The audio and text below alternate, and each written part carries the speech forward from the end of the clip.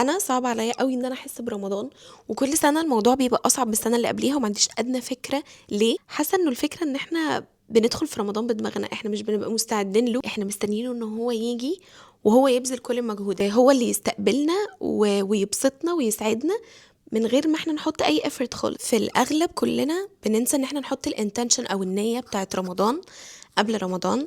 النية مش لازم تكون شفهية وان هي تتقال بصوت عالي، النية بتكون حاجة من جوه، والروتين بتاعنا بيبقى متلخبط في كل حتة.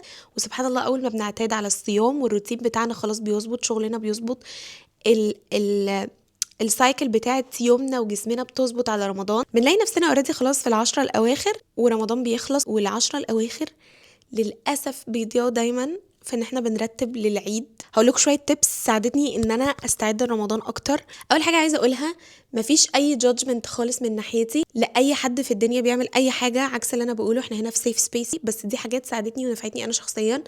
اول حاجه، انا ما بتفرجش على مسلسلات خالص في رمضان. المسلسلات مرتبطة بفومو رهيب، وده اللي انا لاحظته، لانه احنا من زمان في بيتي عندنا رول انه في رمضان مفيش مسلسلات خالص. وعمري في حياتي ما كنت حاسه ان في مشكله، بس مع السوشيال ميديا وانه المسلسلات بقت اكسسبل اكتر، ومع السوشيال ميديا كمان كلنا بندي فيدباك عن المسلسل كل يوم عن التاني، اللي هو شفتوا مسلسل معرفش ايه، شفتوا حصل ايه في مسلسل كذا، انا مش مصدقه معرفش ايه. ده خلى عندي على مدار الكام سنه اللي فاتوا فومو، اللي هو طب خلاص هتفرج على مسلسل واحد، بس مسلسل واحد عمره ما وقف عند مسلسل واحد، عشان هو مسلسل واحد بيجيب مسلسل تاني، الاتنين ترندنج جدا وانا عايز اتفرج عليهم. بس المسلسلات بتسحب من روحانياتي كتير جدا. فاول حاجه مش بتفرج خالص على مسلسلات في رمضان. لو عندي شويه وقت بسمع بودكاست، وبميل دايما ان هي تكون بودكاست دينيه. كل سنه مصطفى حسني بيعمل برنامج انا بحب اتفرج عليه. شوفوا مثلا حد انتوا بتحبوا تسمعوا منه الدين والمعلومات وروحوا واسمعوه. وحاولوا قبل رمضان ما يدخل علينا ان انتوا تصوموا، سواء بقى اوريدي عليكي ايام هتخلصيها، احنا خلاص مش فاضل كتير خالص على رمضان، او حتى صيام عادي كانك بتمرني عضله الصيام تاني وبترجعيها تفوق علشان تدخلي رمضان وانتي اوريدي مستعده واكسبكتنج ايه اللي هيحصل. تالت حاجه هي الاكسبكتيشنز. احنا في رمضان بيبقى عندنا اكسبكتيشنز جامده جدا، في ثغره معظمنا بيقع فيها، انا واحده من الناس كنت بقع فيها. انا لما بتحمس لحاجه قوي ببقى اكستريم جدا، انا متحمس قوي ان رمضان يجي وعايزه اتعزم واعزم وعايزه اصلي التراويح وعايزه اقرا القران وعايزه اقول الاذكار وعايزه اعمل كل حاجه. فباند اب ان انا بعمل كل حاجه في اول اسبوع، وبعد كده الثلاث اسابيع اللي بعد كده ما بعملش حاجه خالص عشان بيجيلي بيرن اوت. يعني انا بعمل عبادات اكتر من اللي انا بعملها في العادي. وفي الحته دي عايزه بوز، في ناس كتير قوي وانا واحده منهم بتستغل رمضان في ان هي تعمل عادات وعبادات تقربها من ربنا اكتر، حتى لو هي مش بتعمل ده في العادي. دي حاجه كبيره جدا وحاجه حلوه جدا وحاجه ما بينكم وبين ربنا.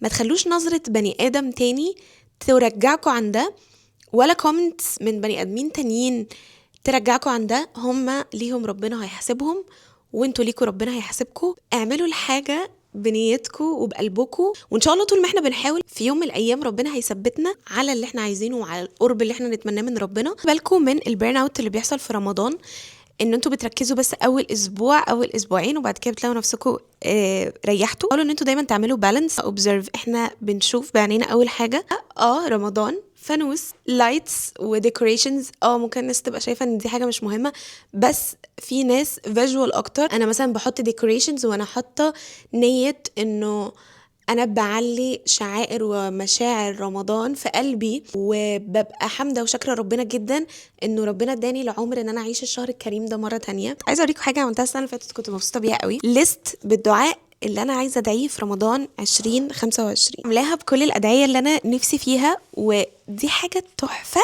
علشان السنه دي رجعت قريت نفس الادعيه وشفت منها ايه اللي اتحقق وايه اللي ما اتحققش، وكنت سبيسيفيك جدا في ادعيتي. وما تحسوش بالاحراج وانتوا بتدعوا دعاء معين، ولا لازم تدعوا بلغه عربيه فصحى وتقيله وصعبه عليكم.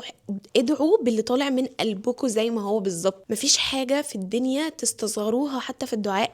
ادعوا باكبر الحاجات باصغر الحاجات. والدعاء كان من اكتر العبادات اللي انا ما كنتش بعملها خالص، معرفش ليه، بحس اني ندمانه قوي ان انا ما كنتش بعمل كده. بس سبحان الله الدعاء بيغير الاقدار. ولما رجعت السنه دي بقى قريت كل الادعيه دي، لقيت نفسي متحمسه قوي ان انا اكتب الليست بقى بتاعت 2026، واجي بقى في 2027 ان شاء الله اقرا اشوف ايه اللي اتحقق وسبحان الله في أدعية أنا كاتباها وما اتحققتش، وانا سعيده جدا دلوقتي انها ما اتحققتش، علشان حصل لي احلى منها بكتير. الحمد لله ربنا دايما بيبعت الخير. الكونسيستنسي او الاستمراريه احسن بكتير، فحاولوا تمشوا على وتيره تكون مريحاكم في العبادات. نرجع بقى لحته المسلسلات. لو انا مش هتفرج على مسلسلات ومش هسمع بودكاست، كنت بعمل جورنالينج متعلق برمضان. اديلكم 2 prompts كده ممكن تجربوهم. اول واحد، اسالوا نفسكم سؤال: ايه الحاجه الدنيويه اللي انا محتاجه اقلل ارتباط بيها اكتر من كده؟ انا مثلا دايما ستريسد من فكره الكارير وشغلي وتصويري وطموحي،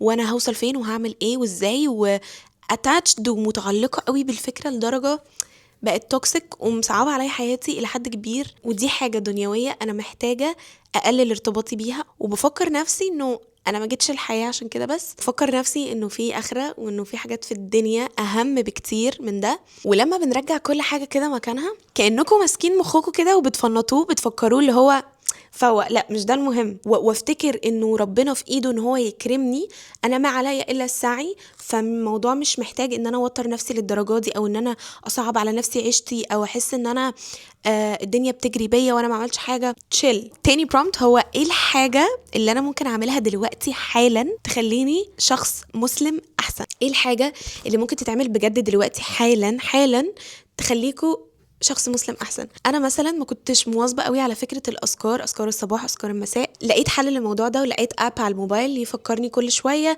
بالاذكار. هسيب لكم برضو شكله وصورته وكده.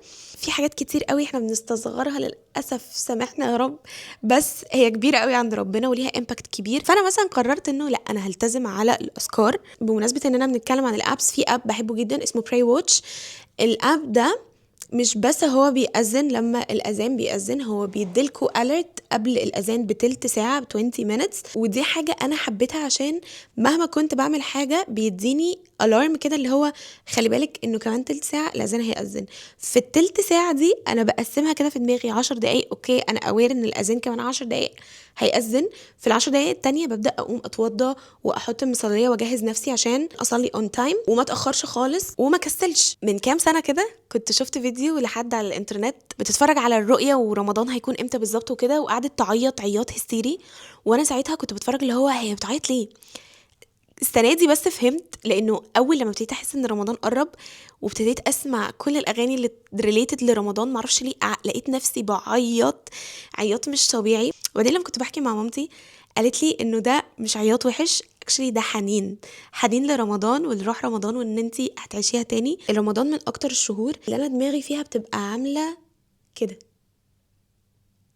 ساكته هاديه، فكرش في حاجه، مش شايله هم حاجه. وفعلا يا ريت السنه كلها رمضان. اون سايد نوت، حاولوا دايما تبعدوا نفسكم عن اي حد نيجاتيف. انا عندي ناس في حياتي والله العظيم كل سنه بستناهم، اللي هو انا مش حاسس برمضان خالص، هو لازم يخش عليا الدخله دي. في الاول وفي الاخر دي اجتهادات شخصيه جدا، انه احنا ندخل نفسنا في المود وفي السبيريت وفي الروحانيات بتاعت رمضان. بس هو رمضان مش مطلوب منه ان احنا نحس بيه في حاجه، احنا رمضان بندخله عشان نتعبد فقط. احنا اتمنى ان انتوا ما تكونوش حسيتوا باي بريشر من ناحيتي. عايزه استغل الفرصه واقول لكم ان شاء الله انتوا هتشوفوني على مدار رمضان كل يوم خميس ان شاء الله. كل سنه وانتوا طيبين وينعاد عليكم بالخير، واشوفكم الخميس اللي جاي.